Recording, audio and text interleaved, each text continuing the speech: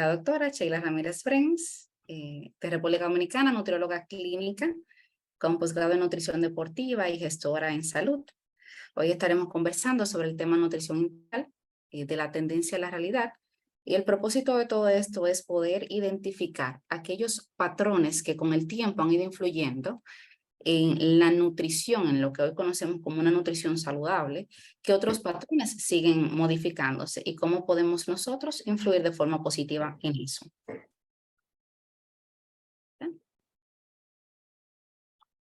Entonces, iniciaré con esta frase que aunque suena un poco cliché, es de somos lo que comemos.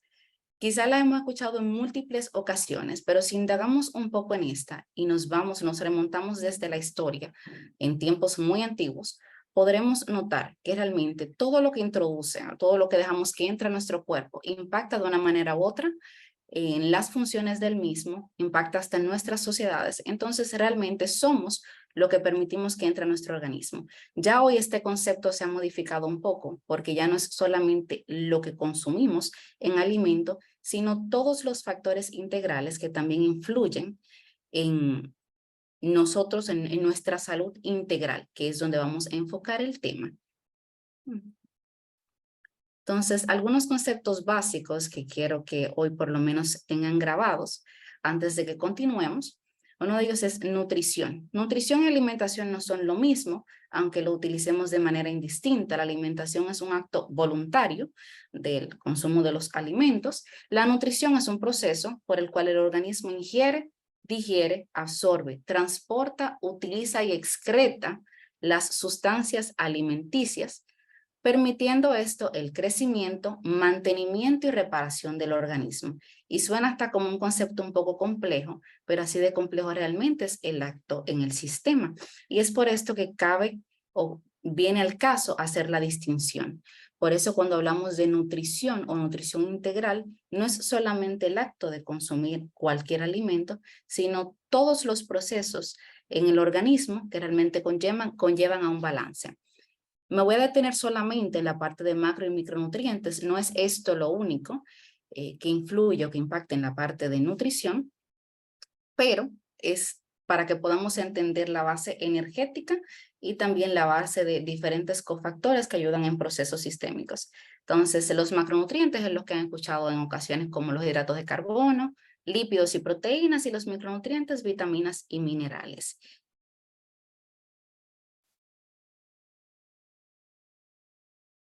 Entonces, en base a estos conceptos, han surgido diferentes situaciones que las hemos categorizado en el tema de malnutrición.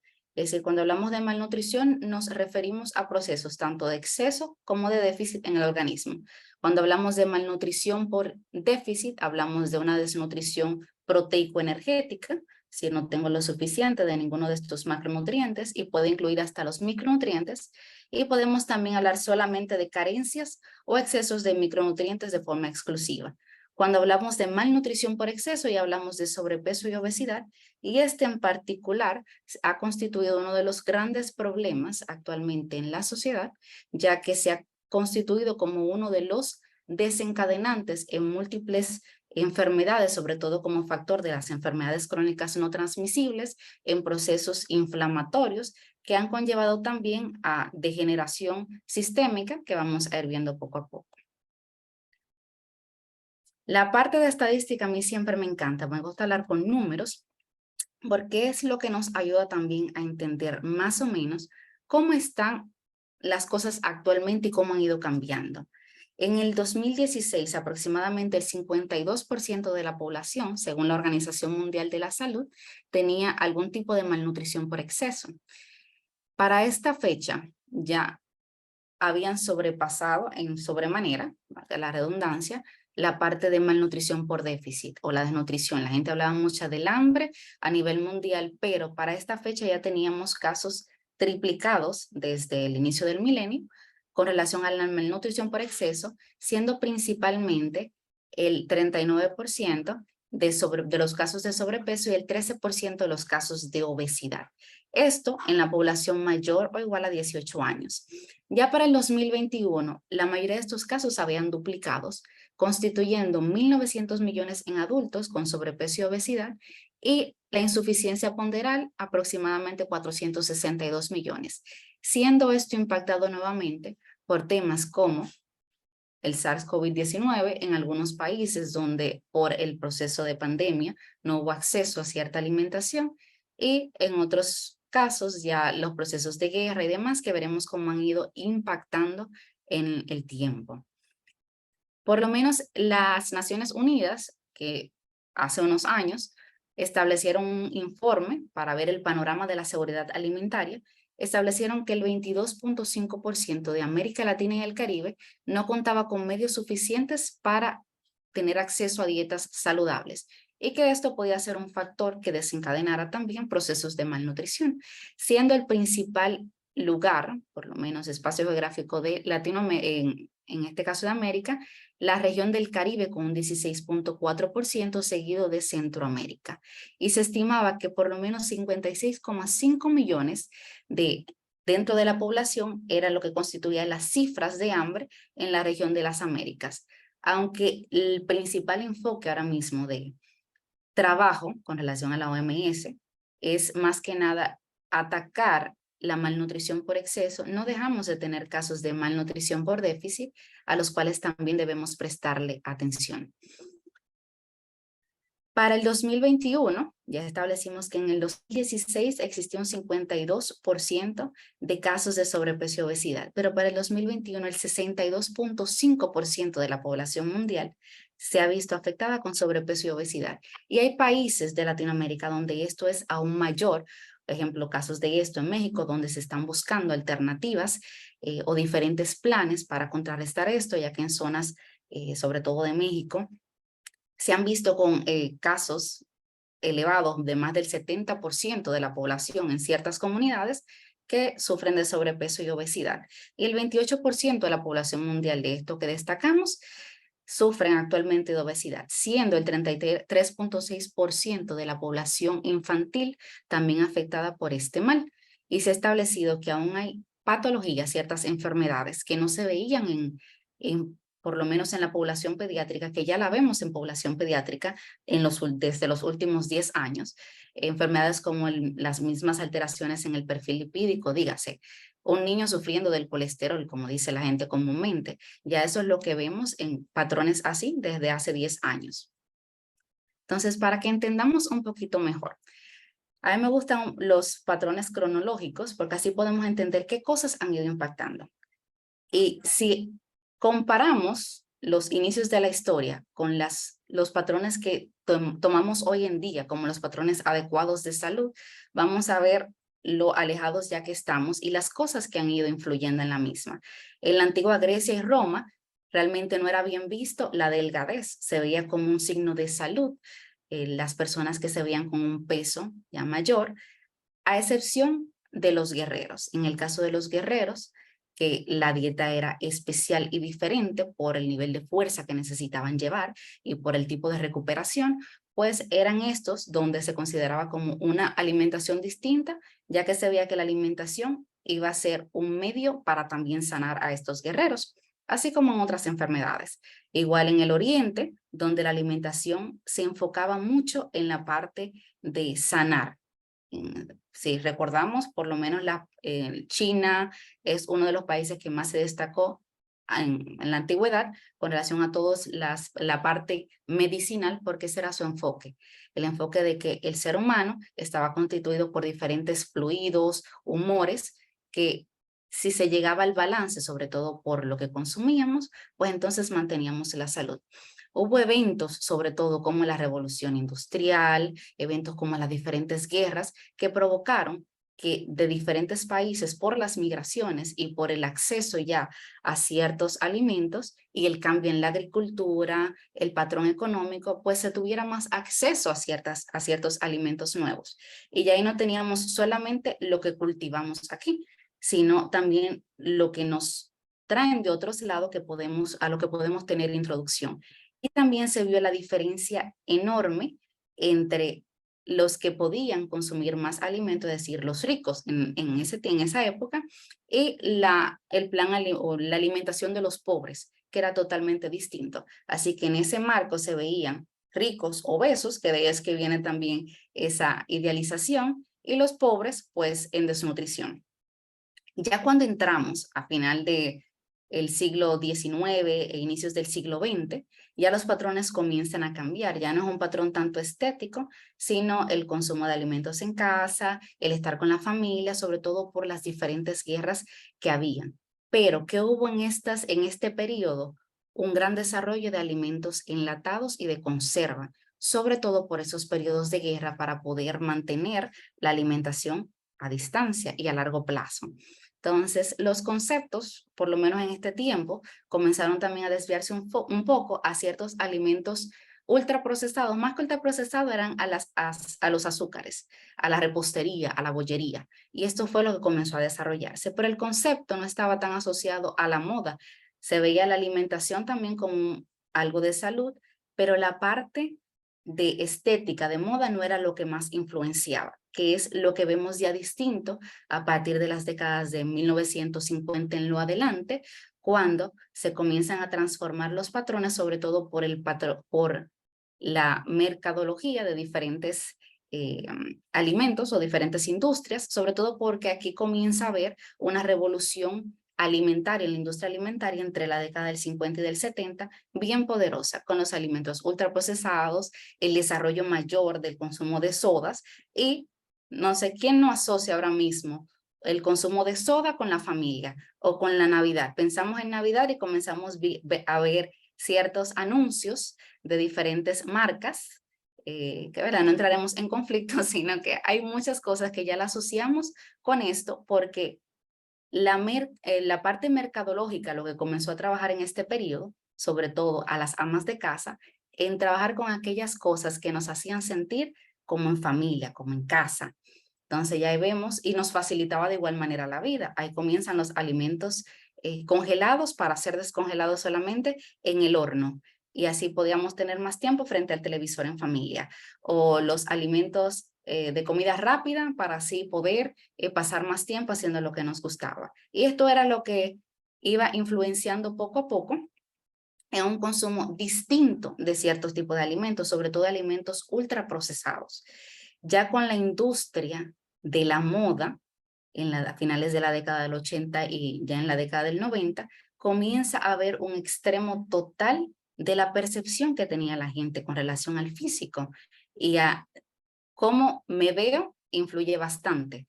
Entonces ya la alimentación cambia y comenzamos a tener de malnutrición y el auge en los trastornos de la conducta alimentaria porque lo que está de moda es el estar delgado. Y si estoy delgado, entonces eso me permite como cumplir con un patrón adecuado en la sociedad.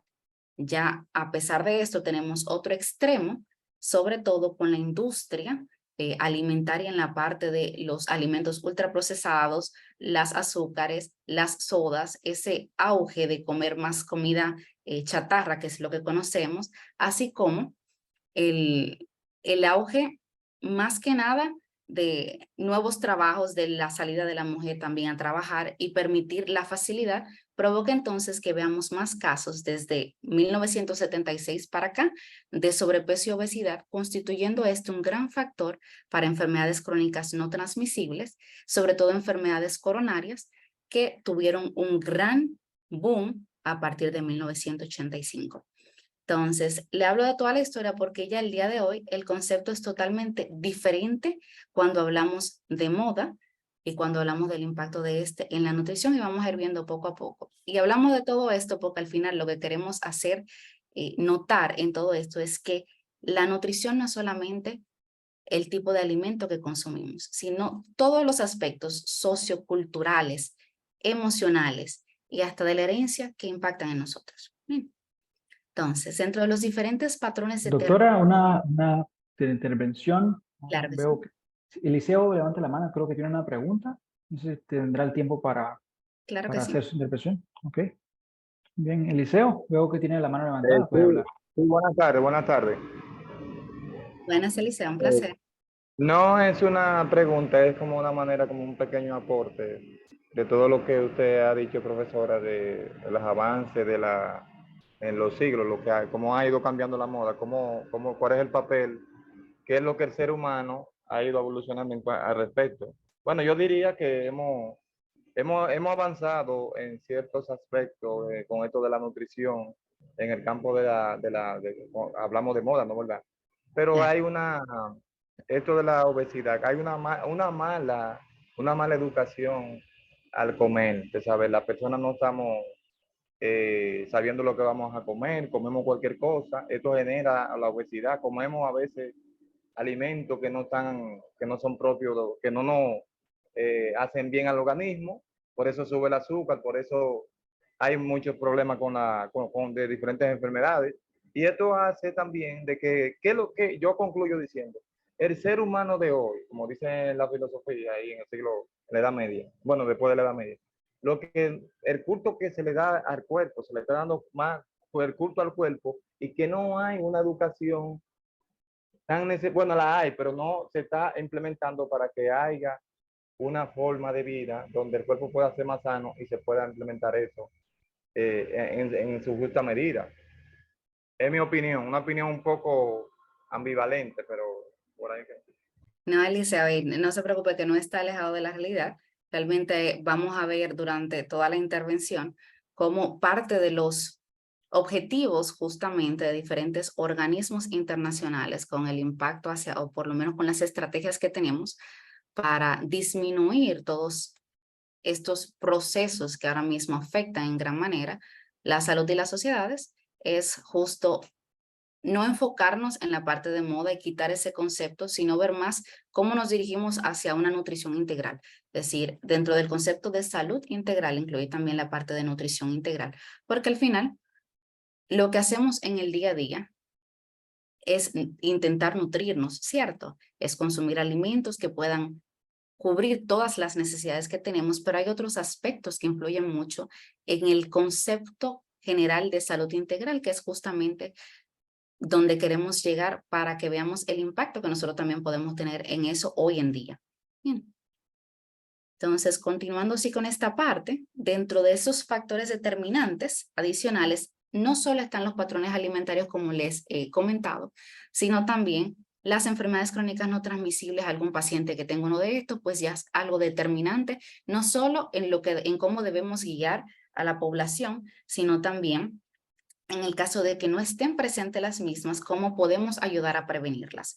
Recordemos que parte de lo que quiere la salud, la medicina, es el enfoque de prevención si aún no ha ocurrido, pero si ya tenemos la condición, controlar y prevenir complicaciones. Bien, entonces algo también que impacta mucho es si el alto nivel de sedentarismo o no, es decir, si tenemos una persona que hace actividad física o si su condición le permite realizar la misma. La parte genética hereditaria que forma también un papel fundamental, los factores ambientales, así como los hábitos tóxicos, el consumo de cigarrillos, y no tiene que ser directamente el consumo propio, es decir, activo, sino también el consumo pasivo afecta en gran manera.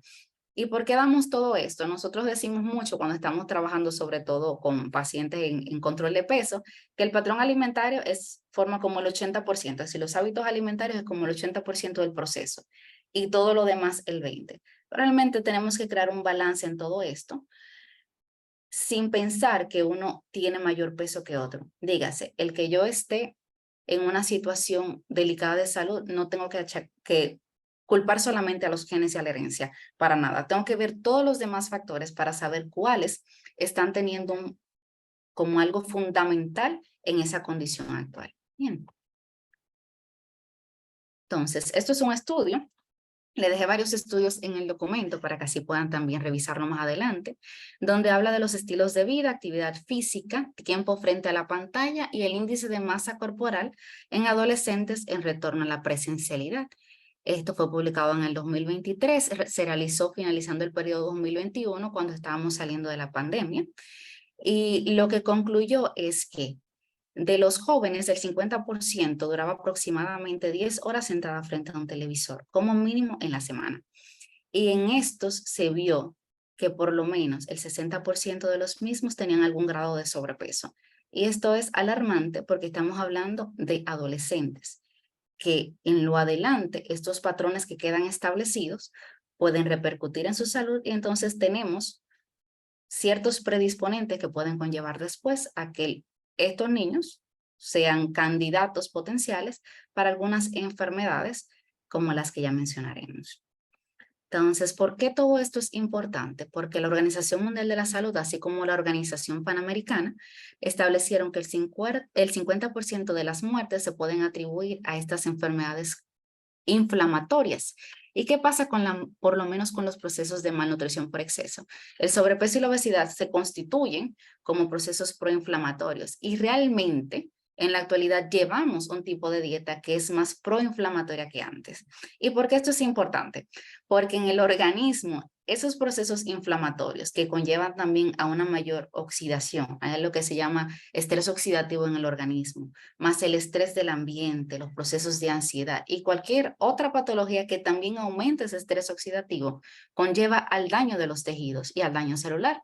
Y se ha visto que todo esto está fuertemente asociado aún con ciertos cánceres que no necesariamente se ve influenciado ni por la alimentación ni por el factor hereditario, sino son todos esos factores proinflamatorios, además de la alimentación, que pudiesen conllevar al cáncer. Se siguen en investigación porque todo lo que vemos acá como estas enfermedades crónicas pueden en sí desarrollar tanta inflamación que pudiesen desencadenar una a la otra. Espero se haya entendido esa parte, si no pueden dejar las preguntitas ahí. Ahora, ¿cómo podemos llevar todo esto a nuestra realidad?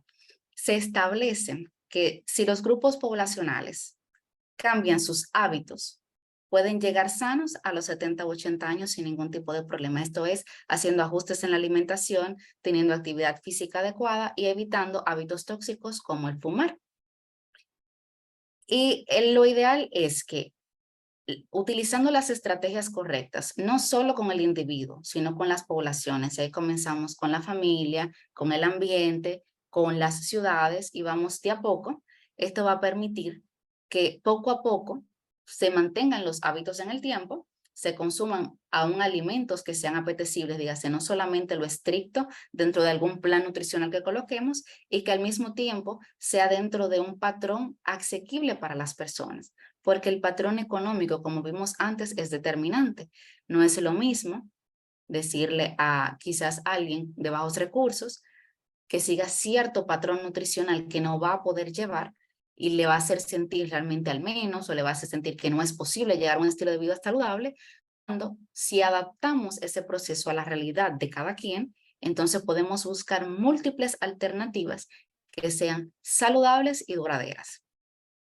Entonces, en base a esto, si me han escuchado decir durante toda la conferencia, nutrición integral, es porque como personas somos entes completos, no solamente personas que se alimentan, sino personas que deben llevar una salud mental adecuada, es decir, que están expuestos a estrés, a preocupaciones, a ansiedad constante, que se traduce a procesos inflamatorios en el organismo. La actividad física que se ha demostrado que tiene un factor protector excelente, sobre todo en enfermedades cardíacas. El descanso, que es algo también a tomar en cuenta cuando estamos en el proceso de ver la parte integral de el paciente, el individuo, porque hay múltiples hormonas que se regulan durante ese proceso de descanso. No sé si han escuchado en algún momento cuando dicen que los niños crecen cuando duermen. Y es que ciertamente la hormona del crecimiento tiene su pico durante el descanso, es decir, al dormir. Entonces, realmente el niño crece cuando duerme. Imaginemos que un niño no pueda tener un descanso adecuado. Aparte del déficit cognitivo, también existe riesgo de que este proceso de crecimiento no se dé de forma adecuada o no al ritmo que debería. Bien, y de igual manera un seguimiento médico óptimo va dentro de este proceso, debido a que si podemos detectar a tiempo o evitar a tiempo, también estamos aportando al ente completo que representa el paciente. Ahora, dentro de los modelos que hemos escuchado, parte de estas modas no es solo el físico, también están las dietas. Existen dietas que utilizamos de forma terapéutica o que conocemos de forma general y existen modelos que se le llaman modelos de moda. No quiero que lo malinterpreten, se le llaman de moda porque usualmente se utilizan por un tiempo muy corto de tiempo, o sea, muy corto. y no necesariamente son todos o tienen la posibilidad de ser seguidos durante largo periodo de tiempo, porque o no son sostenibles o son muy restrictivos. Este no es el caso de los que les presento acá, donde hablamos de control de energía, control de macronutrientes en pacientes con intolerancias a la lactosa, que utilizamos modelos específicos. Estos son modelos como especiales o intrahospitalarios. ¿Cuáles son los que principalmente conocemos? Pues estos modelos dietéticos populares. ¿Quién no ha escuchado lo de una dieta paleolítica, la vegana, o la dieta Atkins, una keto, el ayuno intermitente? Que todos tienen sus beneficios, pero lo importante es individualizar para cada persona, porque hay muchas de estas que en ciertas condiciones o etapas de la vida no son adecuadas. Si es para un seguimiento de hábitos a largo plazo, tampoco serían del todo adecuadas, y dependiendo de las preferencias de cada quien, pues entonces hacemos los ajustes del lugar para que cada modelo dietético pueda cumplir lo que realmente una dieta ideal deba tener, que lo vamos a ver más adelante. Entonces, como les dije que me gustan los cronogramas, es que nos ayudan a entender mucho cómo han surgido las cosas. Y esto, los patrones dietéticos también han tenido su evolución histórica. Desde muchas de estas cosas las mencionamos, pero el ayuno, por lo menos el ayuno, no ayuno intermitente, sino el ayuno en sí se comenzó a investigar desde el 1800, donde pudimos ver cómo en los pacientes, sobre todo con enfermedades crónicas, el impacto que tenía y cómo estos se deterioraban o no dependiendo su alimentación o cuando restringíamos ciertos alimentos. ¿Dónde se puede ver esto hoy en día?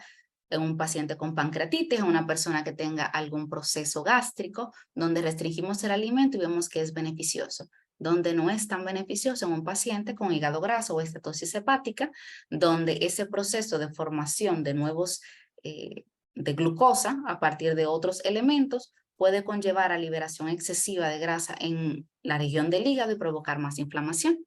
Entonces, son las cosas que podemos ver hoy, que se estuvieron investigando hace mucho tiempo. Y así vamos viendo cómo poco a poco se fueron investigando vez tras vez, provocando que ya hoy en día despierte aún más nuestro interés y en base a la evidencia científica podamos dar mejores recomendaciones. Me detengo solamente en este periodo acá, porque en este periodo fue muy importante dentro de la revolución de la industria alimentaria, hubo un proceso de refinamiento extremo de los farináceos, es decir, de las harinas y de algunas azúcares. Y en estos casos se comenzaron a ver déficits nutricionales en muchos pacientes, sobre todo en niños. En este caso en particular, se notó que al estar refinando aún más, esto era una forma de que fuera más llamativo para la población, de que rindiera más también, pues se comenzó a eliminar, sin darse cuenta, la industria, todos los minerales y vitaminas o grandes minerales y vitaminas, y se comenzaron a ver déficits nutricionales que antes no se veían. Cuando se investiga, pues se dieron cuenta que estaban carentes de vitaminas del complejo B, de hierro, folato, entre otros, y es por esto que hoy en día pueden ver que por lo menos avenas, harina y demás tienen la exigencia de mostrar que están fortificados, porque en ese proceso de refinamiento se pierden mucho de estos minerales y puede conllevar a deficiencias nutricionales muy marcadas y enfermedades en el paciente. Otra cosa que se dio muy importante aquí es que aquí, después de la Segunda Guerra Mundial se pudo identificar en los pacientes desnutridos sobre todo, después sobre todo en niños y en aquellos que estaban en los campos de concentración, se intentó alimentarlos mucho y eso provocó que ellos comenzaran a morir. Morían por sobrecarga energética, porque al tener un déficit enorme, muy marcado, proteico-energético, esto conllevó a que básicamente hubiese un sistema de sobrecarga en el sistema y los pacientes terminaban haciendo una parada cardíaca. Y aquí pudimos identificar que en el paciente desnutrido sobre todo, la ingesta o el aumento va de a poco. Y les hago todas estas salvedades porque a veces tenemos hasta un vecino, un amigo, que dependiendo de una condición X, dice a mí me funcionó tal cosa, te tiene que funcionar a ti. Y si podemos individualizar cada caso, podremos tener mejores resultados porque realmente hasta una pequeña acción sin el conocimiento adecuado puede impactar de muy mala manera en la vida de una persona. Y eso es algo que quiero que se queden el día de hoy. Entonces ya estos han sido diferentes patrones que se han seguido hasta que al día de hoy lo que buscamos más que nada es seguir un balance energético donde la alimentación sea completa y donde este patrón alimentario se vea también acompañado o sostenido por otros hábitos del día a día que también son beneficiosos. Entonces, en base a eso, doctora, ¿qué tendencia se adapta mejor al tiempo actual? ¿Hay algún plan nutricional que es mejor para otro? ¿Cuál es mejor, la keto, el ayuno, la paleo? ¿Cuál es mejor? Esa es siempre la pregunta. Sin embargo, la mejor es el modelo dietético que se adapte a los requerimientos metabólicos de cada quien. Es decir, lo que cumpla con los objetivos de cada población o de cada individuo. Y hablo de esto porque si yo no tengo ninguna alteración patológica, si no tengo ninguna condición que me predisponga, pues quizás yo pueda seguir un modelo dietético totalmente diferente quizás al de René, que quizás René tenga alguna condición diferente que yo no conozca o tenga una mayor actividad física o en su familia quizás no haya un patrón genético que haya en el mío y entonces digamos a él le funciona lo que a mí no me está funcionando. Entonces ahí quitamos el patrón de me frustro porque yo siento que él rebaja de una vez y eso tiene que ser la genética. No necesariamente, hay múltiples factores que realmente están impactando y por eso es que hay que individualizar. ¿Cuáles son los objetivos de todo este proceso? Que podamos apoyar a las poblaciones, al individuo, en su bienestar físico, mental y social en todas las etapas. Y eso inicia desde el nacimiento. Contribuir a prevenir toda forma de malnutrición, de no irnos a los extremos, sino mantener un balance y de reducir el riesgo de las enfermedades crónicas relacionadas con la dieta, porque se establece que el 80% de las enfermedades crónicas no transmisibles se dan principalmente asociadas a sobrepeso u obesidad. Entonces, ¿qué debe tener una dieta saludable y sostenible? Debe ser suficiente. Ningún modelo que nos oriente a quitar totalmente algo es adecuado. Bien, debe ser suficiente y completa, suficiente que tenga todo lo que necesita el paciente por día y completa que tenga de todos los grupos alimentarios que mencionamos y de todos los macro y micronutrientes en el transcurso del día, que sea variada, porque ¿quién no se cansaría de comer todos los días pechuga con ensalada? Digo, yo me cansaría, ya he estado en esa situación y realmente no es una situación grata. Y eso es lo que conlleva después a que queramos hacer ciertos desajustes y comer otras cosas que no tienen nada que ver, porque entendemos que estamos restrictivos. En el día de hoy lo que buscamos es no ser restrictivos, sino que haya un balance que pueda ayudar a las personas a mantener a largo plazo los hábitos alimentarios, que sea adecuada tanto en la parte económica, en la parte cultural, en la parte social, y que así la persona no se sienta como que es algo que rompe totalmente con él, que sea inocua, es decir, adecuada, higiénica y que sea equilibrada. Entonces, este estudio es interesantísimo porque habla de diferentes modelos nutricionales muy populares actualmente, como los que mencionamos antes, en dónde deberían utilizarse y hace la distinción específica que por lo menos patrones como la dieta paleo, la dieta vegetariana y la dieta mediterránea no se consideran en sí dietas populares, aunque así se llamen hoy en día, porque realmente conllevan a una transformación en los hábitos a largo plazo. Sin embargo, hay otras con los que se tiene un poco más de cuidado, por ejemplo, una dieta Atkins o dieta de la zona, que son bien efectivas, donde el periodo a utilizarse debería ser menor a 1 año y siempre guiado de un personal médico que pueda dar seguimiento adecuado. Entonces, sí les invito a que revisen este estudio, es muy interesante y tiene datos muy curiosos con relación a cada una de estas dietas. Este en particular, que nos habla con relación a la dieta cetogénica y su impacto metabólico, de igual manera, muestra datos muy interesantes de en cuáles casos en particular me es más beneficioso. Ejemplo, en un paciente epiléptico, en alguien que convulsione, me es altamente beneficioso una dieta de este tipo. y así también cuánto tiempo debería utilizarla.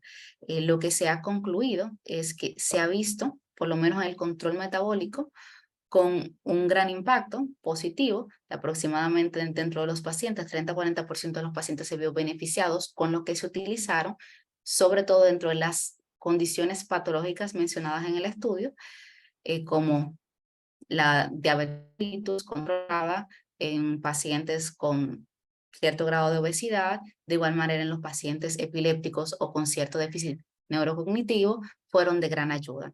Lo que sí también estableció es que el periodo de uso adecuado es de 6 meses a 1 año, tomando también ciertas cosas de por medio y manteniendo, por supuesto, el balance entre las dietas, perdón, las grasas que conocemos como saludables, que es más que nada las grasas insaturadas, insaturadas. Entonces, de todo esto, para poder recopilarles un poco de cuáles son las recomendaciones actuales de los diferentes organismos internacionales para unos buenos hábitos en general y una nutrición integral, pues la Organización Mundial de la Salud se hizo una reunión en el 2002 en Ginebra y nuevamente se reunieron en el 2015 porque dentro de los objetivos para el 2015 estaban estos que ven acá, pero muchos no pudieron ser alcanzados y por este motivo ahora los objetivos están para ser alcanzados para el 2030.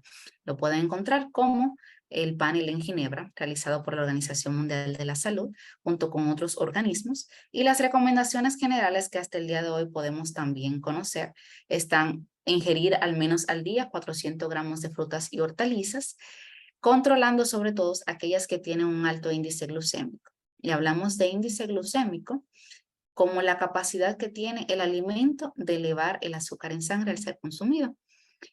Estos incluyen hasta algunas cosas que, dependiendo de dónde estén localizados, se consideran como frutas o no. Por ejemplo, hay muchas personas que consideran el tomate como una hortaliza, probablemente no lo es una fruta, y por eso les hago la salvedad. Que haya menos del 10% de la ingesta calórica total al día de azúcares, y esto es en base a la ingesta de cada quien. Se toma en cuenta las 2000 kilocalorías como una dieta estándar o balanceada, pero esto ha cambiado mucho porque ya ahora lo que establecemos es kilocalorías por kilogramo de peso adecuado para cada kilo. Bien, entonces lo que sí establecemos que más que ese 10%, el objetivo principal a alcanzar es menos de un 5% en el día a día. Menos de un 30% de la ingesta calórica diaria sea procedente de grasas, de las cuales menos del 10% sean grasas saturadas, dígase margarina, mantequilla, todas esas grasas que tienen un gran contenido en grasas saturadas, es disminuirla al máximo o quitarla de la dieta. Así como que el contenido de grasas trans, dentro de esos también grasas hidrogenadas, pues sea menos de un 1% o de igual manera eliminarlas. ¿Por qué no se habla de cero? Porque hay muchos alimentos, sobre todo ultraprocesados, que aunque no nos demos cuenta tienen contenido de los mismos. El consumo de proteínas se establece más que una cantidad en total, un requerimiento específico por el peso de cada quien. Dígase, han escuchado quizás en ocasiones, tú necesitas 1 gramo de proteína por kilogramo de peso, es decir, que es sencilla de hacerlo, pero realmente en la parte de la terapia dietética lo utilizamos distinto, estableciendo más o menos 0.8 a 1.2 gramos de proteína, dependiendo si la persona es activa en el ejercicio, si es físico-culturista, si es maratonista, dependiendo los requerimientos. O si es un paciente hospitalizado, que dependiendo la condición, también vamos a hacer los cálculos del lugar. Que se consuma menos de 5 gramos de sal al día. Y honestamente, esto es súper pequeñito. Tenemos una costumbre de un consumo elevadísimo de sal al día a día. Consumimos por lo general en una sola comida lo que deberíamos comer en todo el día, sin darnos cuenta. Esto equivale a una cucharadita. Sin embargo, el objetivo de esto es hacernos notar que la mayoría de los alimentos que consumimos de una u otra forma tienen un poco de sal, y que deberíamos disminuir el consumo de sodio, sobre todo por los altos casos de hipertensión arterial en los últimos años.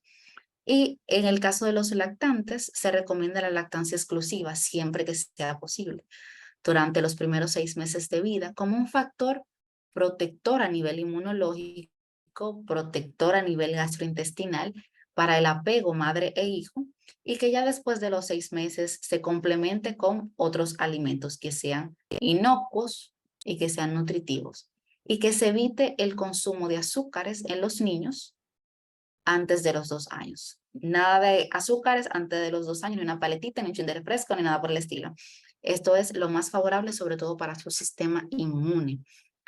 Con relación al agua, la ingesta que se recomienda, aunque esto es por kilocalorías, realmente tenemos otras formas de cálculos. Difícilmente sabemos cada uno la cantidad de kilocalorías que consumimos de energía al día. Entonces, lo que se establece es que una forma fácil, cuando queremos aumentar o mantener la ingesta de agua, es calcular 30 mililitros por kilogramo de peso y eso nos dará un aproximado. Si estamos en actividad física, pues esto aumentaría. Y si tenemos alguna condición que conlleve restricción hídrica, entonces confirmar con un profesional del área de la salud que sea su médico de cabecera de preferencia. En la actividad física, les menciono todo esto porque si se fijan, hablamos de nutrición integral, hábitos saludables, hábitos a largo plazo, no solamente cómo nos alimentamos. Y en cuanto a la actividad física, lo que se recomienda es realizar al menos 150 minutos de ejercicio físico moderado a la semana o su equivalente en cada día. Y tenemos 2 patrones que ya 2 escuelas distintas. Uno habla de sesiones por día de ejercicio cardiovascular, que es lo que han escuchado, de que todos los días se debe hacer por lo menos 20 minutos continuos de ejercicio cardiovascular, 3 a 5 veces por semana. Pero hay otros que lo que establecen, como la escuela de Dallas, que por lo menos al día se haga ejercicio que permite el consumo de 150 kilocalorías diarias. Lo que sí, tomar en cuenta que dentro de nuestra actividad física debemos siempre incluir ejercicios de resistencia, de fuerza y de relajación o estiramiento. Otras modificaciones en el estilo de vida importantes es evitar el consumo de alcohol, droga y tabaco. Con relación al consumo de tabaco, no hay ningún consumo que sea recomendado ni adecuado ni de ningún tipo que realmente proteja para nada. Y el consumo de alcohol, hay escuelas en contra, digamos la escuela, porque son organismos internacionales en contra, porque hay algunos organismos, como la misma Organización Mundial de la Salud, que establece que hay un consumo mínimo de alcohol, que si realmente pudiera mantenerse semanal, que sería el equivalente como a una cerveza pequeña o una copita de vino. Sin embargo, la Asociación de Cardiología, o sea, la Asociación Americana de Cardiología, establece que no hay ninguna cantidad de alcohol que sea adecuada para la salud, sino que estos pueden conllevar a aterosclerosis o pudieran conllevar también a desencadenar diferentes descontrol metabólico que puedan terminar en una enfermedad coronaria. En cuanto al sueño, que es importantísimo, sobre todo para la regulación de hormonas como el cortisol, esta es la recomendación general. En nosotros como adultos, lo ideal sería mantener un periodo entre 7 a 9 horas. Por eso escuchan que el mínimo de dormir para nosotros es 7 horas de sueño de calidad. Dígase, dejando nuestro celular a un lado, al menos 1 o 2 horas antes de dormir y haciendo pues nuestra rutina para poder descansar de forma que no estemos pendientes de otras cosas, sino que el sueño sea profundo y placentero. Y muy importante, aunque no lo tomemos en cuenta, es la salud emocional y el control de la ansiedad.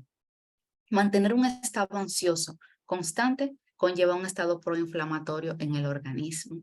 Y este estado proinflamatorio con el tiempo termina desencadenando ciertas enfermedades y se han visto asociadas, por lo menos el factor estrés, con múltiples enfermedades degenerativas a los cuales no se le encuentra realmente una razón detrás y pudiera estar asociado más que nada a patrones de estrés. Entonces, ¿qué conseguimos con todo esto en cuanto a la nutrición integral y los hábitos integrales?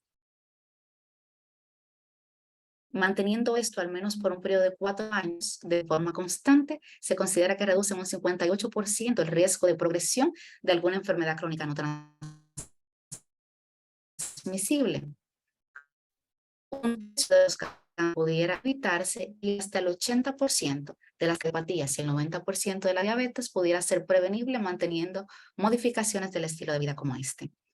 Les quiero dejar con estas recomendaciones que son justamente las recomendaciones en los últimos 5 años que hemos estado estableciendo y que son las que más ponemos en práctica. Y eso sería quitando todo aspecto de moda, quitando todo aspecto de simplemente lo del momento y trayéndolo a la realidad. ¿Qué es lo que actualmente en base a la evidencia, por supuesto, nos funciona con cada población y paciente?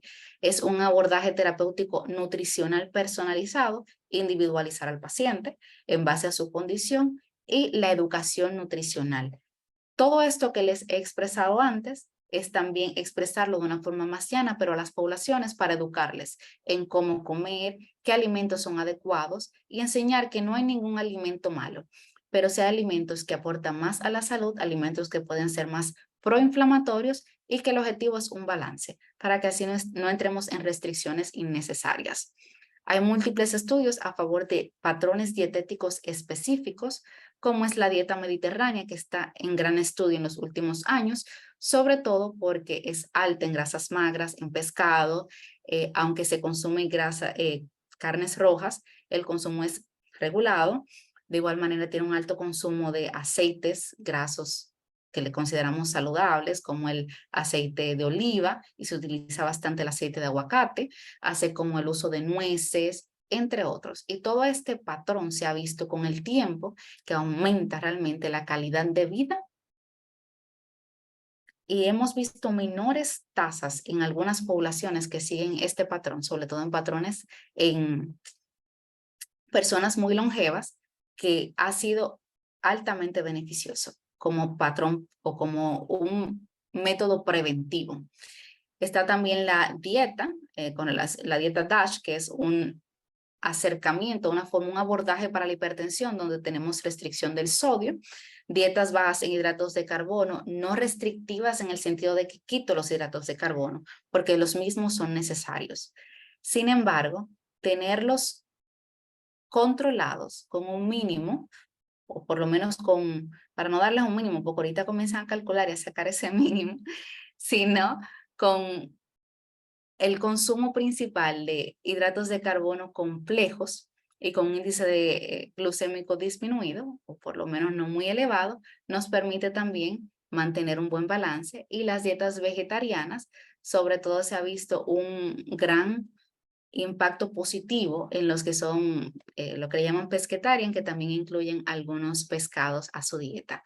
Está en auge la nutrigenómica y epigenética, que nos ayuda a identificar los patrones genéticos, cualquier alteración a nivel cromosómica, hereditaria, cualquier cosa que pueda influir tanto en poblaciones, o sea, patrones que se han seguido en diferentes poblaciones, como en familias o en individuos.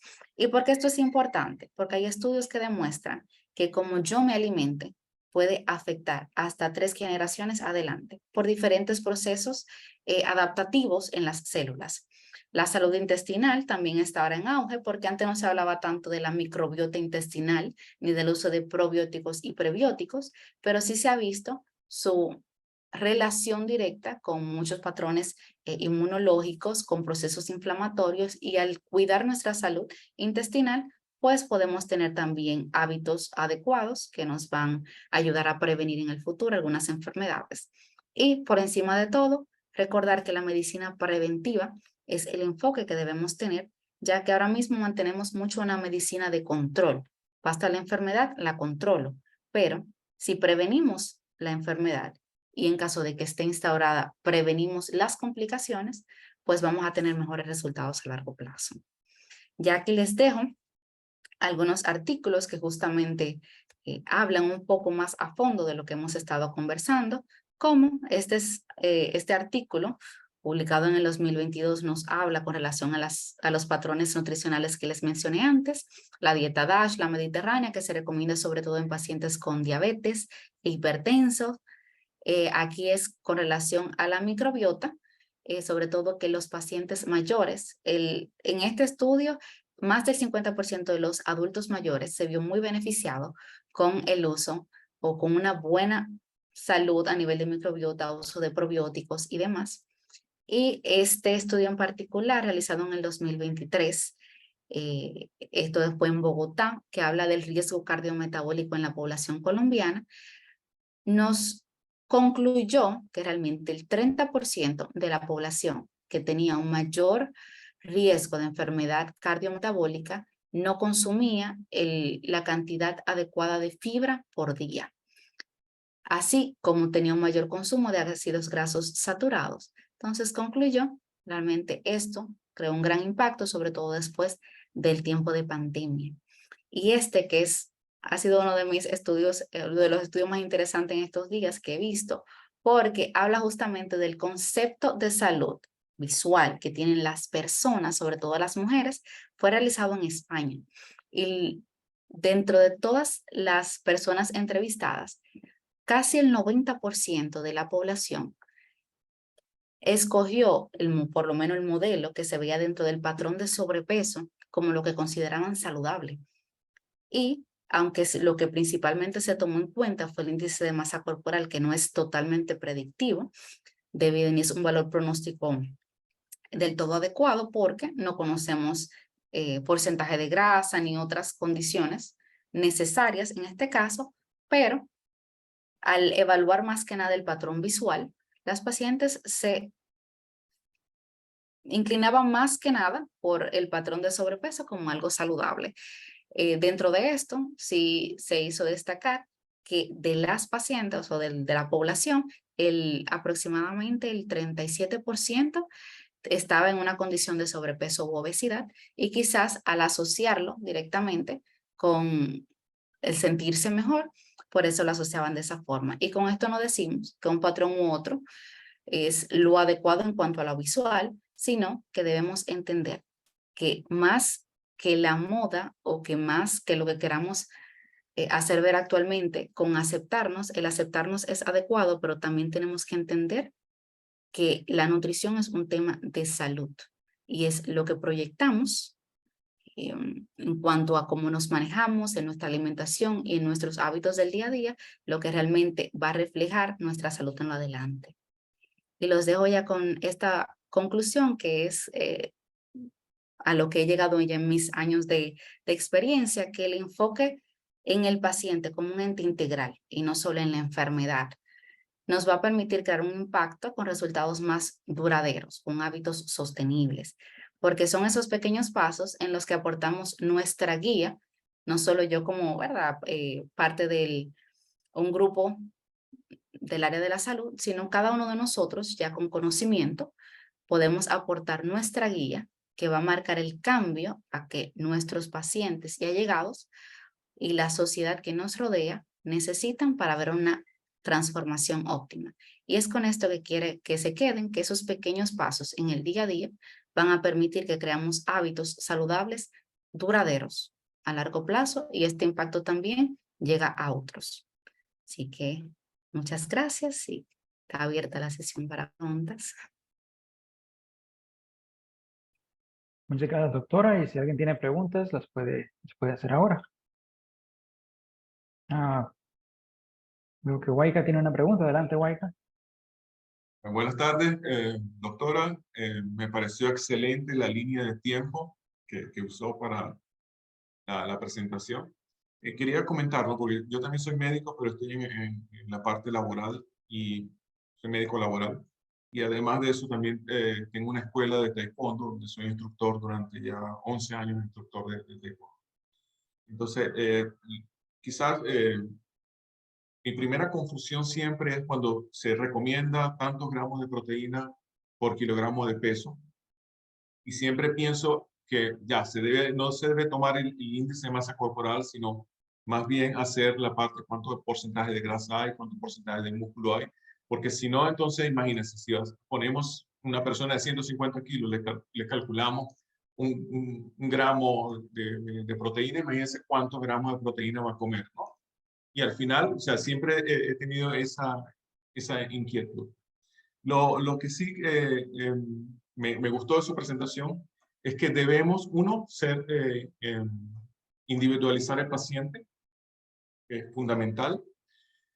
Creo que debe haber más estudios locales, porque siempre tenemos estudios de otros países y nuestra realidad es muy diferente de otros países. Y le voy a comentar, o sea, yo nací en Venezuela, me formé en Venezuela, vivo en Aruba desde hace 23 años, y en Aruba tenemos una particularidad, ¿no? En el año 85 se hizo un estudio, había un alto índice de obesidad, y se demostró que los hábitos alimentarios eran importantes. Los hábitos eran que por lo menos los niños comían fast food, comida chatarra, por lo menos 3 veces a la semana.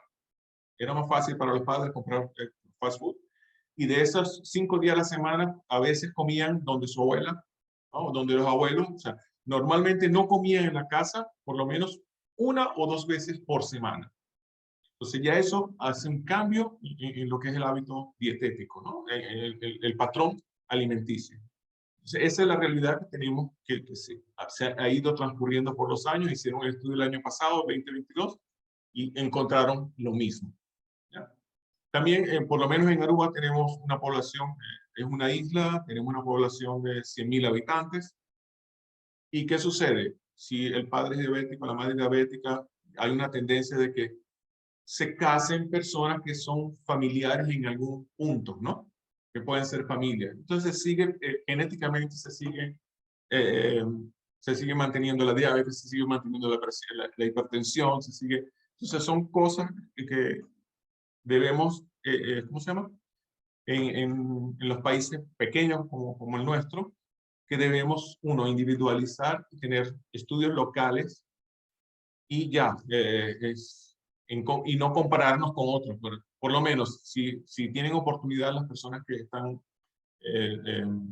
escuchando, por lo menos la historia de los hermanos Kellogg que inventaron el cereal es ellos lo inventaron con una buena intención, pero al final nuestra realidad, nuestra sociedad actual no es una sociedad que va al campo a trabajar y tiene un trabajo físico sumamente duro.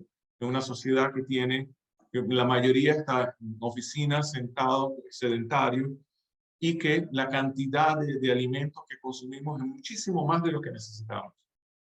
Entonces, hay que hacer adaptaciones. Cuando tú le dices al político, el político que sea el ministro de esto, o que tiene no entiende qué es la promoción de salud o no entiende qué es la prevención de salud.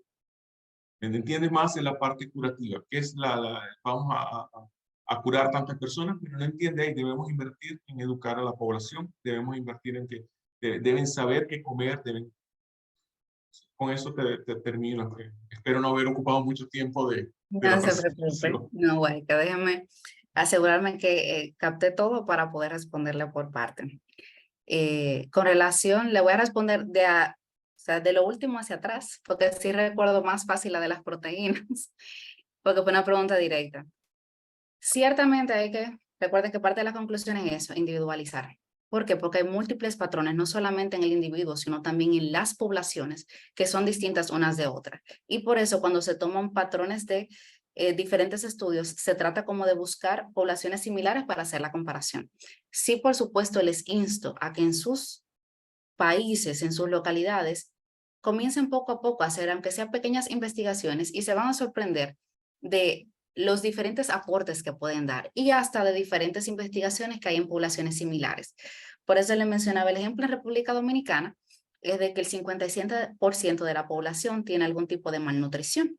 Eso fue en la estadística de este año. Pero por lo menos los casos de malnutrición por exceso van desde un 54 a un 63% más o menos en la mayoría de las poblaciones, siendo la media mundial un 62%. Pero igual, estos datos estadísticos los pueden buscar individualizados por países. Hay toda una base de datos que lo pone de igual manera por país en tablita, que es súper interesante porque así ven la parte comparativa. Pero de igual manera, hay países que se van a otros extremos. Hay, como les mencioné, en México, que es uno de los países que más ha estado, por lo menos en el estudio dentro de Latinoamérica, de algunas estrategias en salud para combatir la obesidad y el sobrepeso, es porque por lo menos para el 2021 tenían casi un 70% en su población de sobrepeso y obesidad. Y hay comunidades en México que casi no tienen acceso al agua y lo que tienen es acceso más que nada a sodas. Y esos son hábitos tan arraigados que es difícil, no imposible, que ese es parte del objetivo, es difícil comenzar a quitar ese hábito de tomar soda múltiples veces al día con este contenido tan elevado de azúcar y adaptarlo poco a poco al consumo de agua, porque para ello ya es un hábito, desde el más pequeñito hasta el más grande. Entonces, por eso es que trabajando de hábitos en hábitos, de a poco sí se puede conseguir. Ahora, sí, con relación a las enfermedades, mencionó lo de las familias y la parte hereditaria. Recuerde que eso es hay un porcentaje que va a influir muchísimo. Pero la parte ya ahora de nutrigenómica, epigenética, lo que quiere trabajar más que nada es en identificar esto para poder prevenir. Yo siempre le he dicho, por lo menos a mis pacientes, el hecho de que no muestres una patología ahora, pero haya el antecedente familiar, nos ayuda a nosotros a manejar tu caso de forma tal que podamos quizás no evitar la enfermedad, pero sí prolongar la calidad de vida que tienes ahora. Entonces, yo soy una persona saludable, pero si no mantengo un estilo de vida saludable, quizás con el antecedente de un padre hipertenso o de una madre diabética, yo puedo desarrollar en el tiempo mucho antes provocarme alguna situación. La gente dice mucho de algo me voy a morir. Lo que no queremos es llamar la muerte tan temprano con cosas que podemos controlar, ¿cierto? Y ya para terminar recordando tu pregunta de las proteínas, fíjate, ya eso entra en la parte de dietoterapia. La dietoterapia es un poco más compleja de lo que la gente cree. Y sí, si tienes una persona, digamos un paciente obeso, hacemos primero el cálculo de las proteínas en base a ese peso actual, pero hacemos el cálculo para el déficit energético en base a un peso corregido, que sería el peso donde queremos llevar al paciente. Me explico. Si yo, que voy a decir un peso ahí alterado, porque ¿verdad? No es lo que peso, pero digamos que yo peso 70 kilos y quiero llegar a 50. Digamos que mi primera meta es llegar a 60 kilos. Digo, lo que vamos a hacer es establecer en base a 70 tu cantidad de proteínas y para mantener un balance entre la energía proteica y no proteica, te vamos a dar un 1.2 de gramos de proteína por kilogramo de peso. Bien, entonces, para saber cuánto te vamos a dar de hidratos de carbono y lípidos, entonces vamos a utilizar tu peso corregido. Yo necesito llevarte a 60 kilos y en base a 60 es que voy a hacer ese déficit. Te explico rápidamente por qué, para que no suene muy confuso. Lo que pasa con esto es que en el proceso de pérdida de peso o control, realmente también inicialmente el cuerpo toca y compromete las proteínas. Y las proteínas tienen funciones vitales en el organismo, tienen funciones específicas. Su función no debe ser la de dar energía. Ahora, yo con esto cubro esa posible alteración que haya, aunque sea mínima, de la proteína del músculo sobre todo, doy cobertura a eso, no comprometo funciones vitales del organismo, pero también ayuda a la pérdida de peso, sobre todo con las diferentes reservas que tengo. No sé si me voy a entender. Es por eso que utilizamos así la proteína. ¿Dónde cambia? En alguien que ya tenga una comorbilidad que no me permita hacer eso. Por ejemplo, un paciente renal con una insuficiencia renal crónica o alguna otra alteración que yo diga realmente no puedo rejugar así con las proteínas y debo mantener otro balance.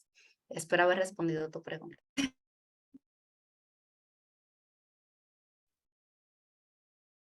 Muy bien, ¿alguien más que tenga alguna pregunta antes de terminar la clase? Puede levantar la mano. Creo que hay tiempo, bueno, para una intervención más todavía. Si no lo hay, creo que podemos por ahora pues terminar la clase, doctora. Muchas gracias por los conocimientos que nos brindó. Bueno, José, creo que tiene una pregunta. José, adelante, José, antes de irnos. Sí, discúlpeme. José Manuel Hernández, de República Dominicana. Escuchando a la doctora, la intervención de ella, fascinante. Pero ¿qué ocurre con lo acelerado que estamos viviendo en el mundo globalizado que estamos viviendo hoy? Donde existe tanta facilidad para consumir comida chatarra, la falta de tiempo para uno poder darse una buena calidad de vida, la necesidad de buscarse más de un empleo. se hace como un poquito cuesta arriba poder llevar una dieta, ¿verdad? Como se debería de llevar para uno mantener su salud, ¿verdad? Acorde. ¿No se han visto ustedes los especialistas en el área de nutrición o no se han planteado la idea de hacer algún tipo de concientización con relación a esos tipos ¿verdad? De negocios que ya existen, que mueven mucho dinero a nivel ¿verdad? La economía se mueve muy bien a través de ellos, de que puedan ir eliminando ese tipo de comida chatarra por comida que realmente sean de bienestar para la salud y el cuerpo humano? Mira, José, realmente la industria alimentaria, así como la industria farmacéutica, son poderosísimas. Así que decir que vamos a pelear para eliminarlos es un trabajo enorme. No me gusta utilizar la palabra imposible porque yo creo que hay muchos métodos para nosotros mejorar las condiciones, pero Pero no, escúcheme, doctora, no dije eliminarla, sino no, que ellos puedan incluir en su menú, sí, ¿verdad? Comida saludable, porque yo sé que son enormes, son empresas, bueno, corporaciones inmensas y que mueven muchas relaciones a través de los recursos que manejan y claro, los empleos que todavía están manteniendo, aunque la globalización ha ido, se ha ido apoderando, ¿verdad? Se ha empoderado de las manos de obra humanos. totalmente. Entonces, la globalización y la tecnología ha ido disminuyendo lo que son lo que son las cantidades de personas humanas, ¿verdad? Sirviendo en X empresa de trabajo, porque ya ahora son máquinas que lo están haciendo. Anteriormente todo lo tenían que hacer personas individuales. Ahora una máquina hace cuatro labores de un ser humano. Entonces, por eso les dije que ellos puedan incluir, ¿verdad? En su menú comida que sean saludables, aunque por el momento no les sean tan jugosas en cuanto a beneficios que le pueda generar para atrás, ¿verdad? No, te explico, José, y gracias por la aclaración en ese sentido. Sí, realmente en los últimos años parte de las estrategias también ha sido la educación, y la educación no solo con el individuo, sino también con las empresas. Y se ha visto grandes resultados. En algunos países se está estableciendo que algunas, por lo menos sitios de comida chatarra o de comida rápida, incluyen parte del menú, algunas opciones más saludables. En otros países se coloca también, no sé si en algún momento alguno ha ido a sitios de Estados Unidos, en Europa, que te colocan el aporte nutricional para que sepas lo que te estás comiendo, sepas en base a los macronutrientes y la energía que estás consumiendo. En México y en otros países están implementando mucho lo de mostrar delante en el etiquetado si tiene cantidad peligrosa de algunas cosas, dígase, tiene alto contenido de sodio, tiene un contenido muy elevado de azúcar y ya tú escoges. Y con las empresas, sí, por lo menos aquí también local, hay muchas que están adaptando patrones, más que nada algunas que están asociadas al sector salud, como las aseguradoras y otras empresas de industrias grandes que están tomando el patrón de seguir como ofreciéndole a sus empleados no solamente comida saludable, aunque sea otro menú, pero también las consultas nutricionales dentro de la empresa. Me ha tocado ya realizarlo también, trabajar con diferentes empresas, donde uno le ofrece el servicio ya a los empleados y le da el seguimiento para el control de peso o para el control de las enfermedades. También hay otros que han comenzado con la parte de prevención y promoción, y así es decir, que es algo que se está trabajando. ¿Qué pasa? No solamente con las empresas hay que trabajar. Existe algo también ya de nosotros como individuos que hay que ir cambiando de a poquito, es el hábito. Y es un hábito difícil de cambiar, pero se va haciendo de a poco, porque la excusa principal de nosotros, en general, del que trabaja mucho, del que tiene muchos compromisos, del que está cansado. Imagina yo en un hospital, quizás cuando hacía servicio 24 horas, al otro día llegar, no era mi mayor deseo en lo absoluto ponerme a cocinar. ¿Qué es lo primero que te pasa por la cabeza? Yo voy a pedir algo rápido. Y cuando no hay quizás una situación económica adecuada, uno dice, voy a pedir lo más barato. Y aquí el pollo frito o una hamburguesa callejera es quizás lo más accesible en ese sentido. Pero cuando analizamos sí que podemos organizarnos un poquito o pedir otra cosa o hacer algo en la casa, eso mismo que tú estás pidiendo, haciéndolo en la casa sin darte cuenta, va a tener también menos aporte de grasas saturadas y de todo lo demás, porque tú tienes el control de eso. En la calle no hay control de tu salud. No he visto el primer puesto de comida rápida que diga, déjame yo pensar en la salud de José y no le voy a echar tanta grasa. Lo que se piensa es, la gente se queja si esto no tiene un sabor rico o si no tiene tanta mayonesa o si no tiene tanto ketchup. Entonces, en base a eso, ya también es algo de nosotros poco a poco cambiar hábitos. Una forma muy sencilla de comenzar a cambiarlos es el método del plato. Y es algo que yo utilizaba mucho en las empresas porque les ayuda a ir cambiando la forma en que se alimentan. Dígase, es en el plato, en vez de tú consumir la mitad del plato solamente de arroces o de víveres, o decir, de tubérculos, tú dices, ese va a ser el área para yo colocar las ensaladas frescas, crudas, verdes de preferencia, así como la que llamamos ensalada verde. Y la otra mitad dividirla en dos. Y ahí tú tienes 25% del plato enfocado en las proteínas, en tu carnita, en una pechuguita. Y del otro lado, entonces ya hay los arroces, los tubérculos, las legumbres. El detalle es que nuestra mentalidad es yo me quiero llenar. Y te vas a llenar de esa forma y vas a ser más productivo sin darte cuenta, porque el exceso de carbohidratos en una comida va a provocar que toda la energía se vaya a digerir eso, porque se necesita también mandar ese azúcar a la sangre. Y en base a eso te sientes cansado. Por eso uno dice, yo como mucho y como que me apago. Entonces, si comenzamos a adaptar ese plato, mira qué sencillo es adaptando tú mismo el plato. Creas el hábito y poco a poco vas cambiando. Y eso es algo que podemos hacer nosotros. Y hasta sugerirlo en las empresas, a los supervisores inmediatos, de a poquito, aunque no se den cuenta. Esos acercamientos pueden hacer grandes cambios. Es decir, que te insto a que aún a tu supervisor un día tú le digas, mira, ¿por qué no quizá sometemos esta propuesta? Porque así he visto varias empresas que han acuñado lo que sus empleados han pedido y han buscado alternativas. Y eso pudiera ser lo mismo que si trabajas todo el tiempo sentado, pon una alarma cada 20, 30 minutos, te pones de pie, estiras un poquito, te sientas. Si no te es posible, cada una hora, o busca hasta la excusa de voy al baño, estiras, relajas los ojos y eso te ayuda. Son pequeños cambios que sin darnos cuenta todos juntos hacen grandes hábitos. Bien, doctora, pues creo que ya respondimos las preguntas de José. Ya estamos casi, bueno, fuera de tiempo. Solo queremos dar gracias a usted por el tiempo de hoy, los conocimientos que compartió. Es un tema muy interesante que nos ayuda a nuestra salud, ¿no? Este tema de hoy podemos compartirlo con nuestros familiares, nuestros hijos, a nosotros mismos y tratar de seguir esos factores donde las comidas nos ayudan a la salud, el ejercicio. O sea, hay tantos temas que podemos investigar en Internet, bueno, que nos ayuden a nuestra salud, ¿no?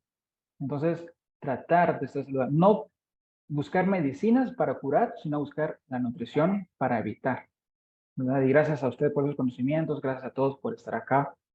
Esperamos que verlos en una nueva clase y pues que tengan un feliz fin de semana cada uno de ustedes, llenos de salud, ¿no? Y poner en práctica esos alimentos, esas dietas de la doctora. Gracias, René. Un placer compartir con ustedes. Es un placer. Nosotros estar con usted también. Gracias a todos y que estén muy bien. Feliz fin de semana. Hasta luego. Feliz fin de semana. Gracias y hasta luego también. Excelente exposición.